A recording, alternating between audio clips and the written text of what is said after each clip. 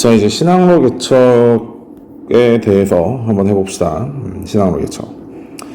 자, 우선 신항로 개척의 배경부터 봐야 되겠죠. 신항로 개척의 배경. 신항로 개척의 배경. 자, 신항로 개척의 배경은 우선 오스만 제국이 오스만 제국이 동방물산을 독점하게 된 일. 다시 말해서 원래 이 아라비아 반도에 있는 오스만 제국과, 그죠? 다음에 이 콘스탄티노플 근처에 있던 비잔틴이 있었고, 다음에 오스만이 있었잖아요. 그래서 동방의 물건이 들어오는 통로가 두 개였는데, 비잔틴 제국이 멸망하게 되면서 오스만 제국이 이 지역을 전체를 점거하게 되죠. 그렇게 되면서 동방물산의 공급이 끊기게 됩니다. 그 오스만 제국이 비잔틴 제국을 멸망시키는 바람에 오스만 제국이 비잔틴 제국을 멸망시키면서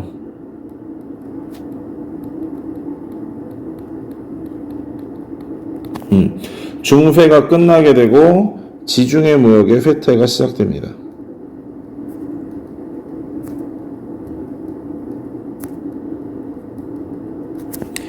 지중해 무역이 쇠퇴되면서 다시 말해 동방물산의 공급이 끊기니까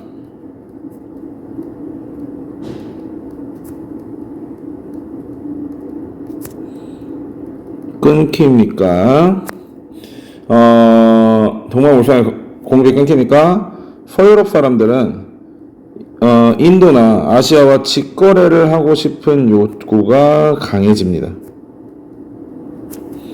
직거래 욕구가 강해집니다.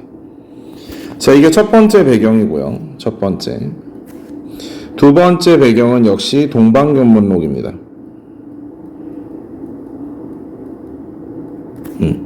마르코 폴로가 썼던 동방견문록에 보이는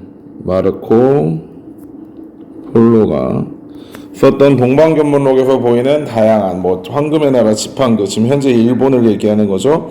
라든지 길거리에 후추 열매가 떨어져 돌아다니는 도시라든지 그런 것들 때문에 유럽 사람들이 여기만 가면 부자가 될 수 있다라는 그런 생각을 하게 됩니다. 세 번째는 프레스트 존의 전설이죠.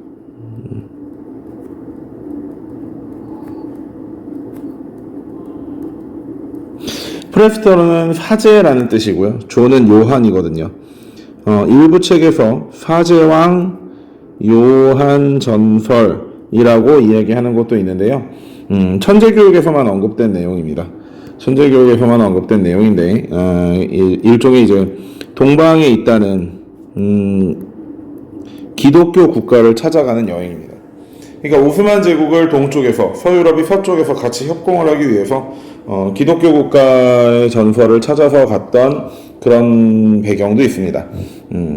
선생님이 수업에서는 하지 않았는데 인강에서 추가하는 내용이에요. 인강에서 추가하는 내용이고요. 마지막으로 과학기술이 많이 발전을 했습니다. 과학기술이 발전했습니다.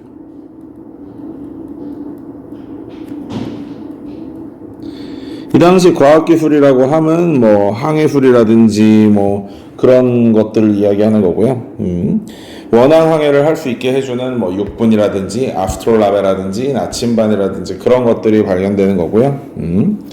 그래서 과학기술의 발전으로 원양의 항해가 가능해졌다. 이 내용은 사실 미래행 교과서에서 굉장히 잘 이야기되고 있습니다. 미래행 교과서에서 미래행 교과서를 한번 살펴보는 것도 괜찮을 것 같아요. 자, 과학기술 발전. 교과서에 나와 있는 과학기술 발전은 지구 구형설이나 나침반 정도긴 하죠. 물론 실제로는 육분이라든지 아스트롤라베라든지 그러한 기구들이 있어야 정확하게 바다 위에서 자신의 위치를 찾을 수 있다고 얘기했었습니다. 자, 그러면 이제 실제적으로 대항해 시대가 시작되는 포르투갈과 에스파냐를 볼게요. 자, 우선 포르투갈과 에스파냐 전부 이베리아 반도에 위치했던 국가들입니다. 이베리아 반도는 어디가 이베리아 반도죠? 예, 바로 여기가 이베리아 반도죠. 이베리아 반도에서 이 당시에 시작될 수 있었던 두 가지 이유는 아무래도 십자군이 끝나고 나서 내부적으로 군인들도 많았고 그런 뭐 내부의 불만들을 외부로 돌리려는 예컨대 임진왜란을 일으켰던 도요토미 히데요시와 비슷한 정책을 펼치고 있다고 이야기할 수도 있을 것이고요. 그 다음에 이들 입장에서는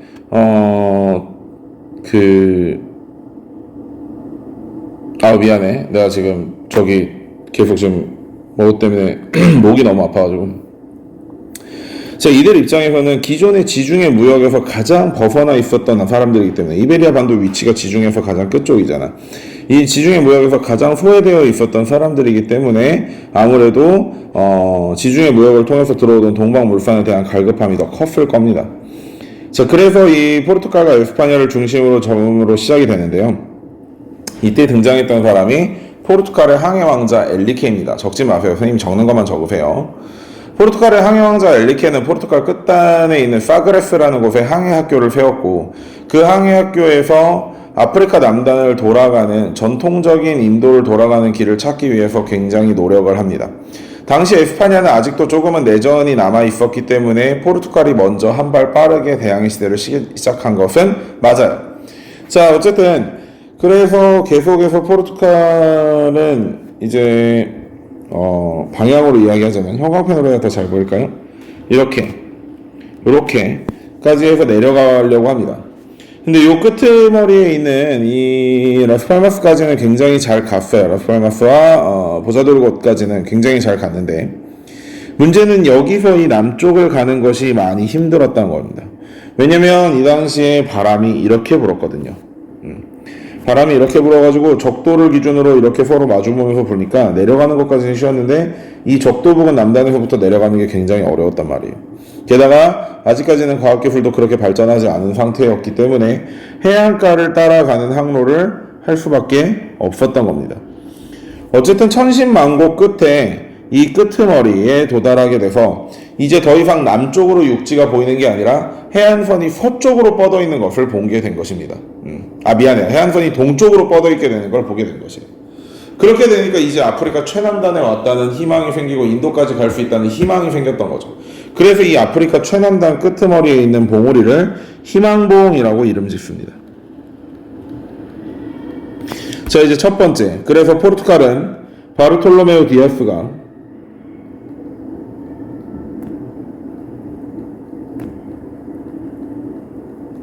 희망봉을 발견합니다.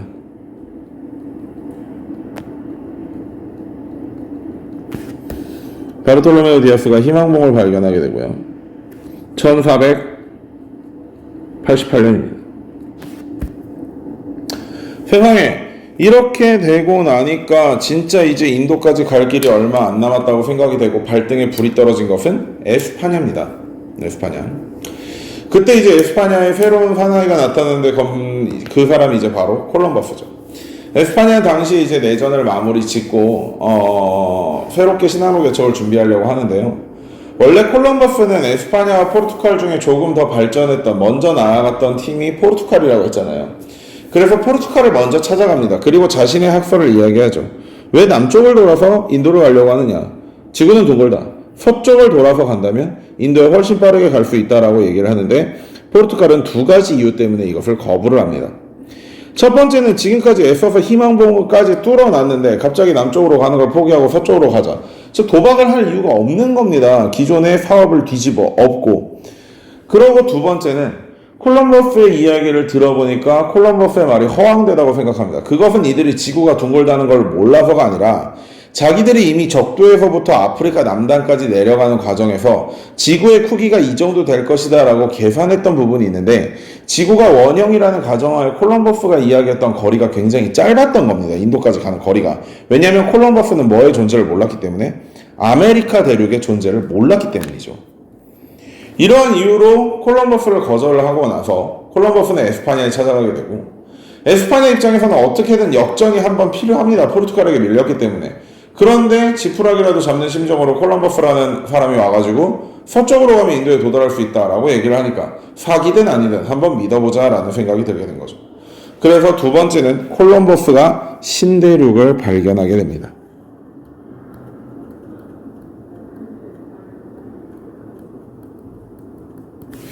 콜럼버스가 1492년에 서인도 제도를 발견합니다.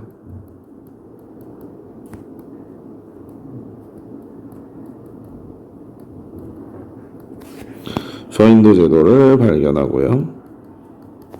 1492년입니다.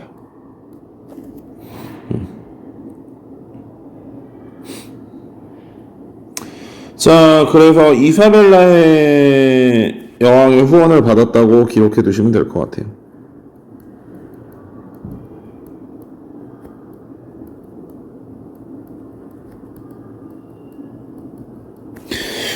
원래 콜럼버스가 이제 1차, 2차, 3차, 4차 상해까지 하게 되는데요. 원래 인도라고 생각했던 곳이 인도가 아닌 것을 이제 나중에 이제 거의 드러나게 되면서 왜 후춘의 향신료를 가지고 오지 못하냐는 그러한 압박들이나 새로운 어떤 성과를 내지 못한다는 압박감 때문에 마지막에는 에스파니아에서 거의 버림을 받습니다. 그래서 콜럼버스는 죽을 때 자기를 에스파니아에 묻지 말아달라 그랬거든. 그래서 원래 콜럼버스의 무덤은 지금 여러분들이 알고 있는 미국 아래에 있는 쿠바에 있었어요. 쿠바에. 근데 그 쿠바가 이제 공산화가 되면서 콜럼버스라는 그 이제 원주민들이 죽어나가고 식민 지배가 시작되게 된 어떤 원흉의 무덤을 여기 둘 수 없다 해서 에스파니아로 돌려보내게 되는데 콜럼버스의 유언이 에스파니아에 묻지 말라는 것이었기 때문에 실제로 묻지는 않고 4명의 동상이 무덤을 들고 있는 것으로 해서 땅에 묻지 않은 무덤을 만들어줍니다. 스페인에서는. 자, 어쨌든 자, 콜럼버스가 신대륙을 발견하고 나서 이 당시까지만 해도 그게 신대륙이라고 생각하지 않았고 인도라고 생각했기 때문에 포르투갈 역시 비상이 났습니다. 포르투갈은 당시 최고의 항해자들과 배를 모아서 그 다음 인도로 가는 확실한 길을 찾기 위한 함대를 출발시키는데 그 사람이 바로 바스코 다 가마입니다.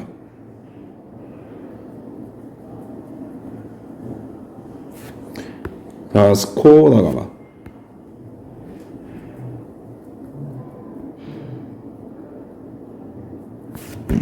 바스코 다 가마는 인도 항로를 발견합니다.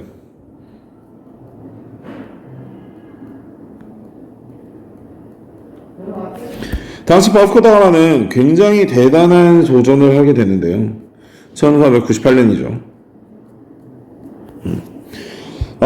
바람의 영향이 어렵다는 걸 알게 되니까 여러분들 내가 말했지만 수업 시간에 말했다면 기억하겠지만 돛담배라는 거는 바로 뒤에서 바람이 불어주는 것보다 옆에서 바람이 불어올 때 훨씬 더 잘 나아갈 수 있다고 그림까지 그려가면 설명했던 걸 기억할 거죠.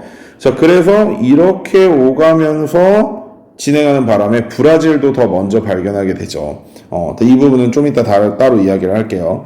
어쨌든 희망봉까지 도착한 다음에는 순식간에 밑에서 불어오는 계절풍을 타고 고아까지 순식간에 도착하게 됐습니다. 캘리커까지.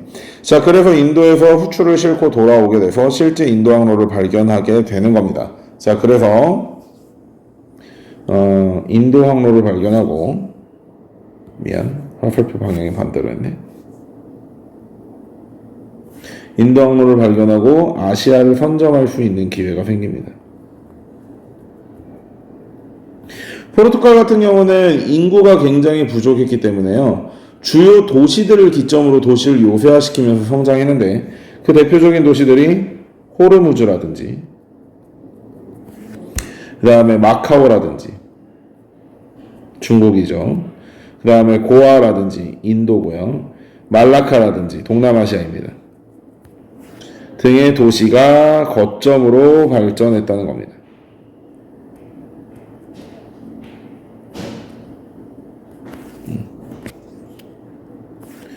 반대로 에스파냐는 바스코다마가 신대륙을 발견하고 났고 그 당시에 이제 중간에 이탈리아에 항해사였던 아메리고 베스푸치가 여기는 인도가 아니라 아메리카라는 새로운 땅이다 라고 이야기를 시작하면서 그럼 우리가 찾았던 곳이 인도가 아니네. 그럼 실제로 서쪽으로 돌아서 인도를 가는 항로를 한번 다시 제대로 찾아보자 라는 생각하에 네 번째로 마젤란을 파견하게 됩니다.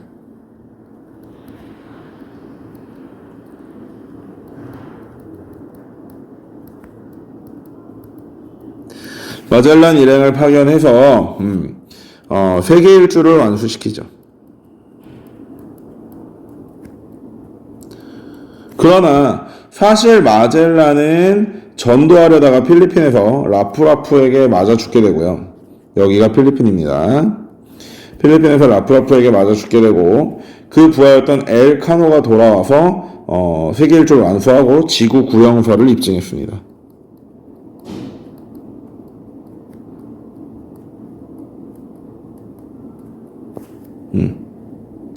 그리고 이들은 아메리카를 선점하게 되죠.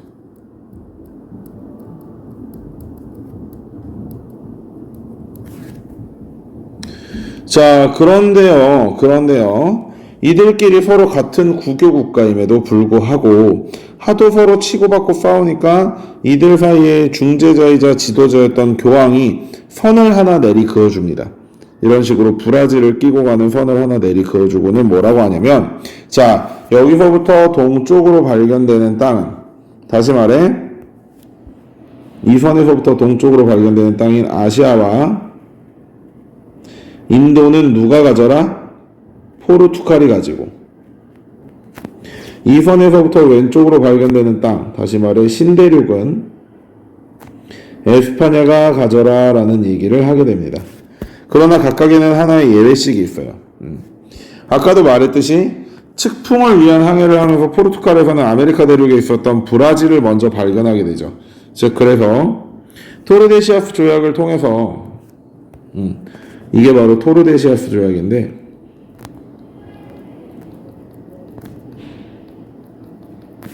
아까 말했듯이 아시아로 진출한 포르투갈은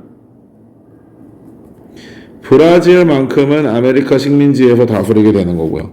반대로 아메리카를 선점했던 에스파냐 같은 경우는 마젤란이 죽었던 필리핀, 왜냐면 마젤란이 죽기 전에 일단 거기에다 깃발을 꽂았기 때문에 거기를 에스파냐의 땅으로 인정을 받았거든요. 그래서 필리핀을 실제로 아시아에서 지배하게 됩니다. 이렇게까지 하면 여러분들이 대항해시대 신항로 개척에서 배워야 되는 일반적인 내용들은 다 배웠고요. 그렇다면 이제 신항로 개척의 결과로 한번 가보겠습니다. 결과. 자, 신항로 개척의 결과에서 아메리카 부분에 대한 서술이 굉장히 늘어났어요. 정확히 말하면 라틴 아메리카 지역에 대한 서술이 늘어난 거죠. 그 서술이 늘어난 부분 때문에 선생님도 이 박스가 작긴 하겠지만 여기다 좀 어떻게든 잘 채워 넣어보자 라고 얘기했었잖아요. 여러분들도 다시 복습하는 과정에서 그걸 잘 기억하고 한번 잘 생각해 보도록 합시다. 이게 이제 2015 개정에서 라틴 아메리카의 근현대사 부분이 전부 빠지고 요 영역만 남아있었기 때문에 라틴 아메리카에서는 요 영역에서만 열심히 정리를 하더라도 잘 이렇게 활용할 수 있습니다. 대부분의 문제를 풀 수 있어요. 저희 아메리카 지역에 대한 이야기를 하기 전에 이 지역이 어떤 상황이었는지를 좀 살펴볼 필요가 있습니다. 이 지역은 옛날부터 계속해서 민족들 사이에 교류가 없고 유럽처럼 좁아터진 땅에 여러 민족이 모여 사는 게 아니라 민족들 사이에 교류가 없었기 때문에 외과의 교류가 없으면서 고립지역이었고요. 아직까지도 청동기 문명에 머물러 있었습니다. 그렇게 되니 외국의 침략에 속수무책일 수밖에 없었죠. 자, 첫 번째로 마야 문명입니다.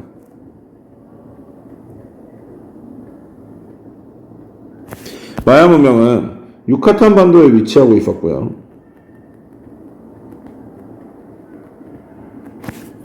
그 다음에 특징으로는 영의 존재와 이십진법을 사용했다는 것입니다.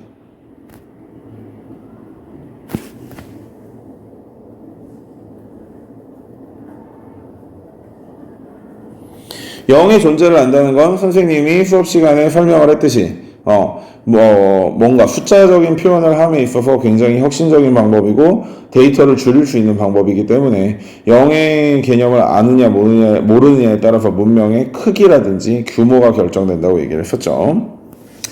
자, 두 번째는 아즈테카 문명입니다.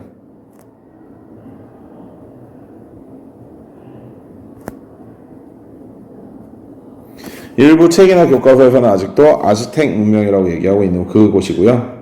저 위치는 멕시코 고원지대입니다. 그런데 이 멕시코 고원이 우리나라의 개마고원 같은 개념을 생각하면 안 되고요. 굉장히 평평한 고원이죠. 지대는 높지만 평평한 고원이죠. 농사도 굉장히 잘 됐던 곳입니다. 잘 됐던 곳이고 주요 도시로는 체노치치틀란이 있습니다. 주요 도시로는 테노치티틀란. 호수 위에 세워진 도시로서 수도의 역할을 하고 있죠. 수도의 역할을 하고 있고, 특징으로는 재정일치 사회를 보여주고 있었고, 태양신을 섬기거나, 그 다음에 역법이 발달했고요. 달력 이야기입니다. 역법. 그 다음에 그림 문자가 존재했습니다. 그러나 파괴되죠. 파괴하면 멸망이라고 하죠. 멸망은 에스파냐의 꽁키스타도르 정복자였던 코르테스에게 멸망당했습니다.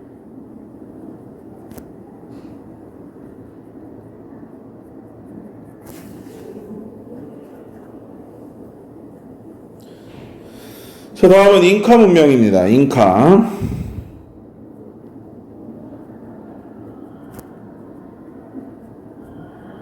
지금의 페루와 칠레에 걸쳐 있는 안데스 고원 지역입니다.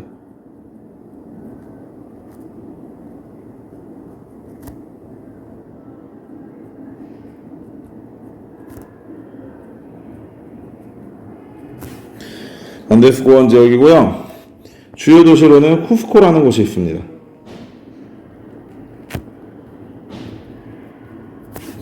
여기는 진짜 해발고도가 엄청 높고, 그 다음에 멕시코 고원처럼 평평한 고원지대도 아니어가지고, 특징으로는 계단식 농법이 그렇게 발달을 하죠.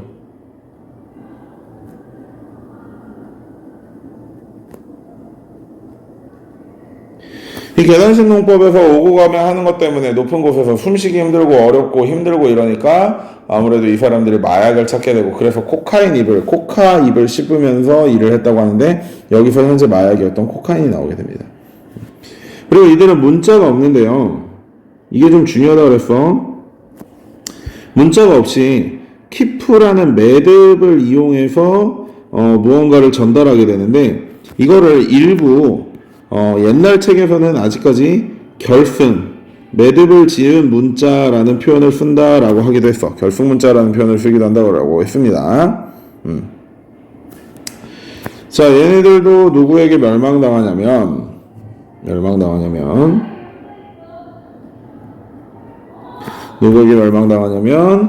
피사로, 에스파냐의 정복자였던 피사로에게 멸망당합니다.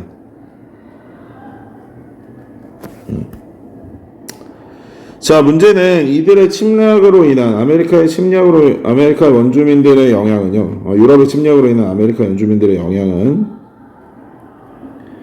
인구가 일단 굉장히 감소합니다. 90%가 감소해요. 90%가. 뭐 때문에? 전염병 때문에.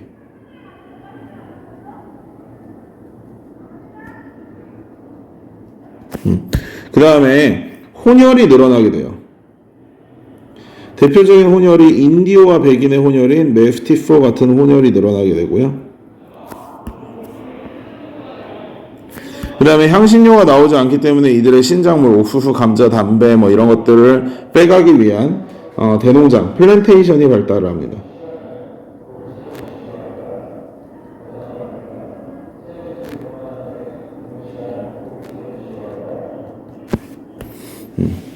이게 바로 결과에 대한 이야기입니다. 다 돌아가네? 다 돌아가는데? 자, 그다음에 아프리카를 볼까요? 여기 내려와서 아프리카. 자, 당시 아프리카에서는 일단 노예무역이 발달을 하는데요.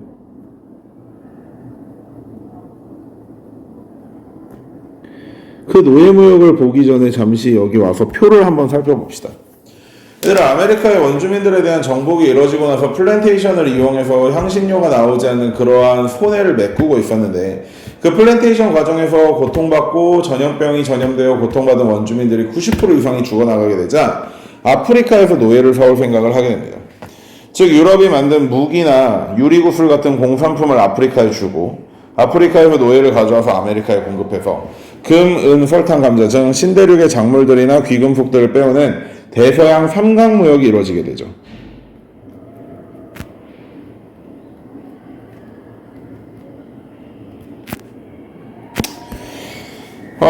이들은 자기네들이 직접 아프리카에 들어가서 잡는 게 어렵기 때문에 커다란 규모가 있는 부족들을 설득 또는 협박을 해서 주변의 작은 부족들의 사람들을 잡아오게 만듭니다. 지금까지도 아프리카가 계속해서 내전이 일어나고 있는 이유 중에 하나가 바로 여기에 있습니다. 자, 어쨌든 아프리카는 노예무역이 발달하게 되면서 인구가 줄어들게 되고요. 인구가 줄어들게 되고, 그 다음에 남녀의 성비가 굉장히 불균형해집니다.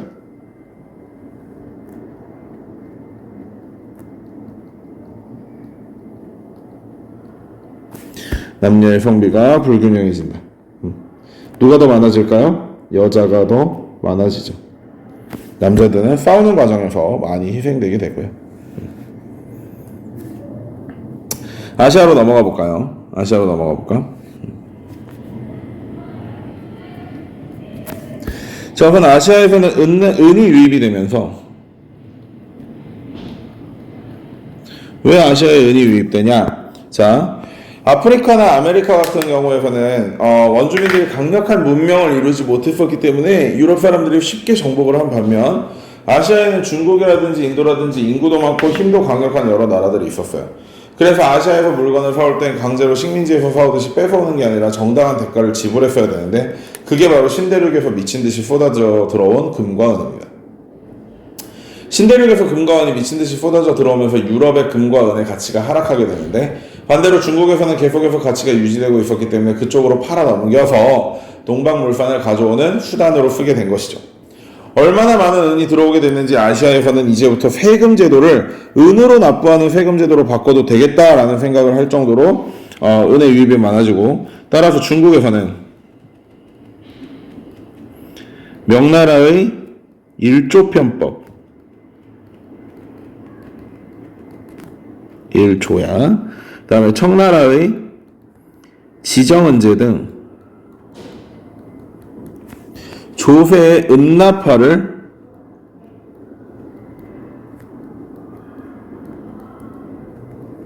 실시합니다. 조세를 은으로 내라 이런 거죠. 그래서 두 번째로 구황작물이 유입됩니다. 구황작물은 고구마, 감자, 옥수수 등의 작물로 심어서 구황, 메마르다 하는 그 황자입니다. 즉 황무지할 때 그 황자인데요. 배고프고 메마른 것을 구하는 작물이다 라고 이야기됩니다. 이들은 기본적으로 생육기간이 짧고 비탈이라든지 짜투리장에도 심을 수 있어서 농민들이 배고픔을 극복하고 인구가 늘어나는데 굉장히 큰 역할을 하게 됩니다.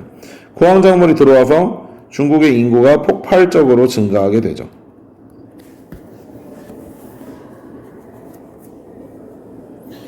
자, 이제 마지막으로 유럽 보겠습니다. 유럽. 대항해시대의 결과는 뻔합니다. 첫 번째, 무역의 중심지가 이동하게 됩니다.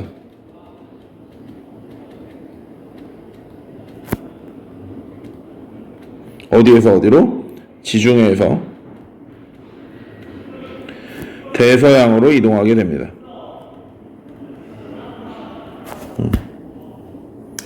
그리고 당연히 무역의 중심지가 이동하게 되면서 이탈리아 르네상스도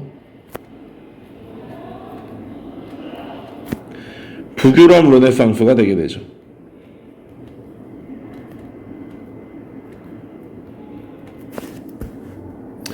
그 다음에 가격혁명이 일어납니다.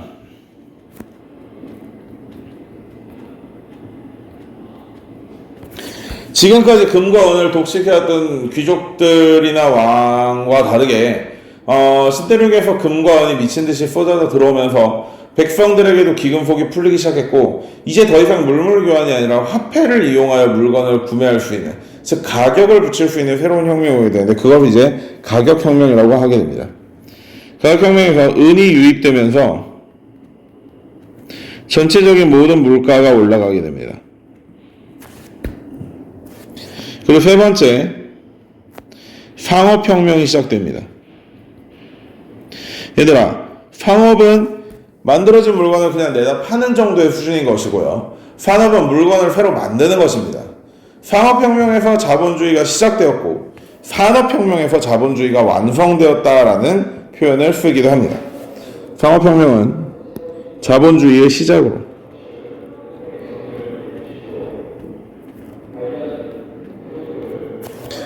그런데 참고 삼아 말해보면 산업혁명 때 자본주의가 완성되었다라는 표현을 씁니다.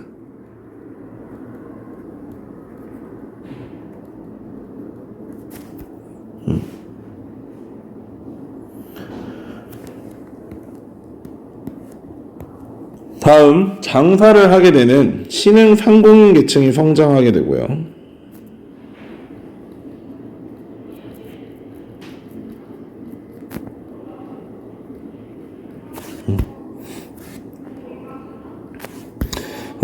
부르주아 계층이 변화를 하는 거죠. 부르주아 계층의 변화.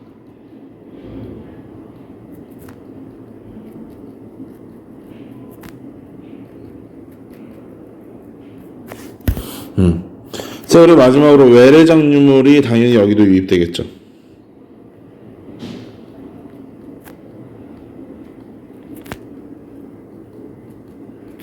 뭐뭐뭐 있어? 감자, 고구마, 그리고 설탕이 있죠.